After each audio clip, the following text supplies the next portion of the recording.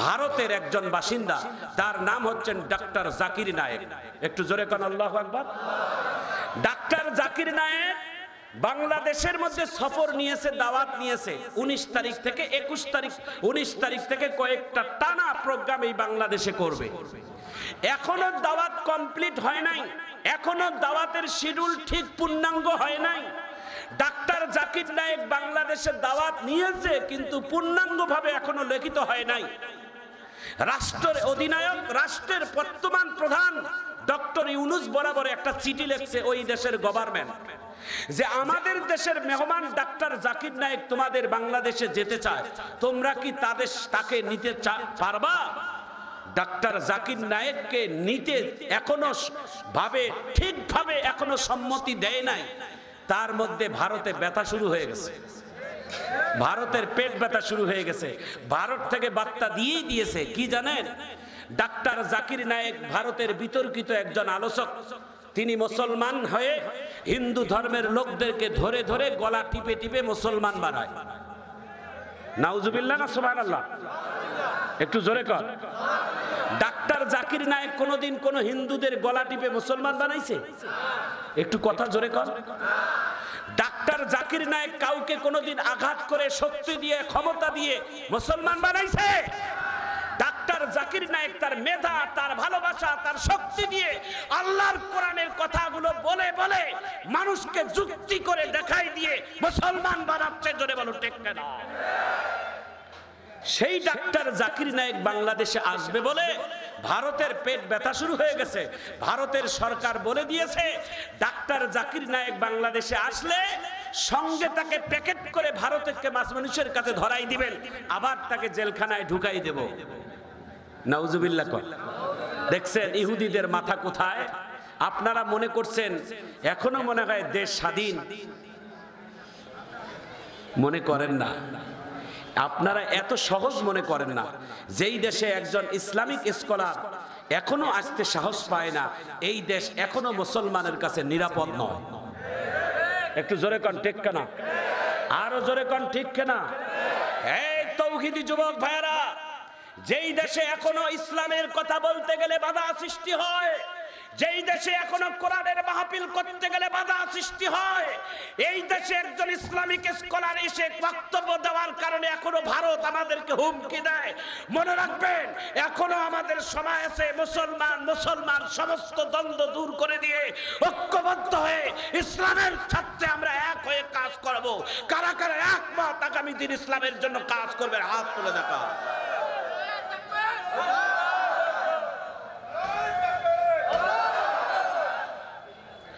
আল্লাহ যেন কবুল করেন, আমিন বলেন। মুসলমান শান্তির ধর্ম। মুসলমান কোনোদিন মানুষকে অশান্তি করে না, মুসলমান মানুষকে শান্তির পথ দেখায়। একটু চিৎকার দিয়ে ধরে বলুন ঠিক কেনা? ভাইজান আমার, বন্ধুগণ আমার, ডাক্তার জাকির নায়েক বাংলাদেশে আসুক, এটা আমরা চাই। তাকে দিয়ে যদি কোনো ইসলামের কাজ হয় হোক, আমরা বাধা দেব না। কথা কন ঠিক কেনা? কোন ওলামায়ে কেরাম বিতর্কিত করবেন না, কেউ কোনোদিন বিতর্কিত করবেন না। ইসলামের কাজ যাকে দিয়ে হোক, যেকে দিয়ে হোক, যেভাবে হোক, যেই মাধ্যম দিয়ে হোক, হতেই থাক। ইসলামের কল্যাণ হোক, প্রসার হোক। জোরে বলেন আল্লাহু আকবার। কেউ বাধা সৃষ্টি করবেন না, কেউ দলাদলি করবেন না, কেউ ফালাফালি করবেন না। আল্লাহ আমাদের আগামী দিনের ইসলামের স্বার্থে সবাইকে ঐক্যবদ্ধ হয়ে আমরা কাজ করতে চাই। জোরে কোন আমিন। প্রিয় ভাইয়েরা আমার, প্রিয় বন্ধুরা আমার, দুঃখ রাখবো কোথায়? দুঃখ কোথায় রাখবো? আজকে মুসলমানের এত দল, মুসলমানের মধ্যে এত বাড়াবাড়ি, এত মুসলমানের মধ্যে ধরাধরি। একটু জোরে কোন ঠিক কেন? আল্লাহ আমাদের সমস্ত মুসলমানকে একতাবদ্ধ হয়ে ইসলামের জন্য কাজ করার সবাইকে যেন তৌফিক দান করেন। একটু সবাই জবান খুলে বলেন আমিন। আরো জোরে বলেন আমিন। প্রিয় ভাইয়েরা আমার, প্রিয় বন্ধুরা আমার, আপনারা একটু দিলটা নরম করে দেন। আমি 2-4 মিনিট কথাটা বলেই আমার আলোচনা আমি শেষ করব ইনশাআল্লাহ। ভাইয়েরা আমার, বন্ধুরা আমার, মানুষকে কোনোদিন পোশাক দিয়ে নির্ণয় করা যায় না, চেহারা দিয়ে কোনোদিন মানুষকে মাপানো যায় না। মানুষটাকে মাপতে গেলে ইমানের ভিত্তিতেই মাপতে হয়, তার ইমান কত বড় মজবুত, কত বড় খাঁটি। ভাইজান আমার, বন্ধুগণ আমার, ইমান মাপার মেশিনটাও কিন্তু দুনিয়াতে আছে। জ্বর আসলে যেমন থার্মোমিটার দিয়ে জ্বর মাপা যায়, প্রেসার হাই হলো না লো হলো এটা যেমন প্রেসার মাপার মেশিন দিয়ে তাকে মাপা যায়। ডায়াবেটিস কমলো না বাড়লো যেমন মেশিন আর যন্ত্র দিয়ে পরীক্ষা করা যায়, ইমান কমলো না বাড়লো এটারও একটা মেশিন আছে, এটা ইমানের পরীক্ষা দিয়ে মাপানো যায়। একটু চিৎকার দিয়ে জোরে বলা যায় না আল্লাহু আকবার। ভাইজান আমার, বন্ধুগণ আমার, একজন রিকশাওয়ালা সারাদিন রিকশা চালায়, সে একটা শ্রমিক মানুষ, সারাদিন পেট্রোল চালাইতে গিয়ে শরীরের মধ্যে একটা গন্ধ হয়।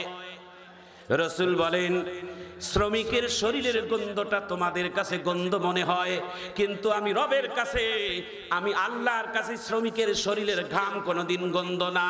যারা শ্রমিক, যারা শরীরের ঘাম কেটে যারা রুজি রোজগার কামায়, তাদের ঘামগুলো আমি আল্লাহর কাছে মেশকের ঘ্রাণের থেকেও দামি। রাসূল বলেন, আল কাসিবু হাবিবুল্লাহ, যারা শ্রমিক, যারা শ্রম করে খায় তারা রসুলের বন্ধু। এই জন্য কোনো কাজকে ছোট মনে করা যাবে না দোস্ত।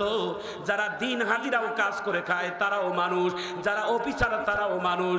মানুষের দাম বাড়ে ইমানের আমলের ভিত্তিতে, জোরে বলুন ঠিক কিনা। সর্বোচ্চ 2-3 মিনিট সময় লাগবে, আমার দিকে তাকান ভাই। জীবনের একটা শ্রেষ্ঠ ইতিহাস আপনাদের সামনে 2 মিনিটে বলে যাচ্ছি বাবা। জীবনে আর দেখা হবে কিনা জানি না বাবা, আমার দিকে তাকান, চোখের পানি পড়তে পারে আপনার আমার চোখ থেকে। ভাইজান আমার, বন্ধুগণ আমার, একজন শ্রমিকের মূল্য কত, একজন শ্রমিকের দাম কত, এই ঘটনাটা আমি 2 মিনিটে বলে দেই। ভাইজান আমার, বন্ধুগণ আমার, আমার নবী ছিলেন রহমাতুল লিল আলামিন, পৃথিবীর সমস্ত মাখলুকের জন্য তিনি হচ্ছেন রহমত। কিন্তু সেই নবী, তিনি তো শ্রমিকের লিডার ছিলেন, মানুষের বাড়িতেও কাজ করতেন, নিজেও শ্রম করে খাইতেন। মানুষের কাছে হাত পেতে খাওয়ার থেকে নিজের শরীরের ঘাম কেটে খাওয়ায়, এটাই মানুষ আল্লাহর কাছে সর্বশ্রেষ্ঠ একটা রিজিকের মাধ্যম। একটু চিৎকার দিয়ে জোরে বলা যায় না আল্লাহু আকবার। ভাইজান আমার, বন্ধুগণ আমার, আমার জীবনের একটা শ্রেষ্ঠ কাহিনী আপনাদের কাছে শোনাই। সেই জেলাটা ছিলেন কুড়িগ্রাম জেলা। কুড়িগ্রাম জেলা সদর থানার পাশেই আমার মাহফিল ছিল গত বছর কয়েক আগে। সেই মাহফিলটা ছিল নদীর ওপারে একটা মাহফিল। ওই মাহফিলটা ছিল নদীর ওপারে একটা চর এলাকায়। আমি সেইখানে মাহফিল যাওয়ার মধ্যে দিয়ে যখন নদী পার হয়ে গেলাম, নদী পার হওয়ার পর প্রায় বালুচর মাটি পাড়ি দিয়ে 6 কিলোমিটার দূরেই মাহফিল। এত বড় দূর রাস্তা কেমনে যাব, একটা গাড়ির ব্যবস্থাও নাই। বাজারের কাছে কোনো মাত্র কষ্ট করে হেঁটে যাইয়া দেখলাম বাজারের মধ্যে একটা রিক্সা দাঁড় হয়ে আছে, কিন্তু রিক্সা দেখা যায়, রিক্সাওয়ালা তাকে দেখা যায় না। রিক্সার পাশে যায় দাঁড়াইলাম, আল্লাহর কসম করে বলি বাবা, রিক্সা আছে রিক্সাওয়ালা নাই। হঠাৎ করে আমার কানের মধ্যে রিক্সাওয়ালার জিকির, কানের আওয়াজ আসতেছে। নদীর ধারিতে নিজের গালে নিজের ঘাড়ের রুমাল বিছাইয়া, প্যাসেঞ্জার নাই কি করবে, যায় নামাজটার রুমালটা বিছাইয়া, বালুর মধ্যে রুমালটা বিছাইয়া আল্লাহর জিকির করে, লা ইলাহা, জোরে লা ইলাহা, জিকির করে, মজার জিকির। আমি কাছাকাছি যাই একটু গলা হেকারি দিলাম। গলা হেকারি শোনার পর রিক্সাওয়ালা তাড়াতাড়ি রুমালটা ঝেড়ে নিয়ে আমাকে সালাম দিয়ে বলে, হযরত কই যাইবেন? আমি বললাম মাহফিল যাব। বলে আপনার নাম আবুল কাসেম সরকার? বলে হ্যাঁ।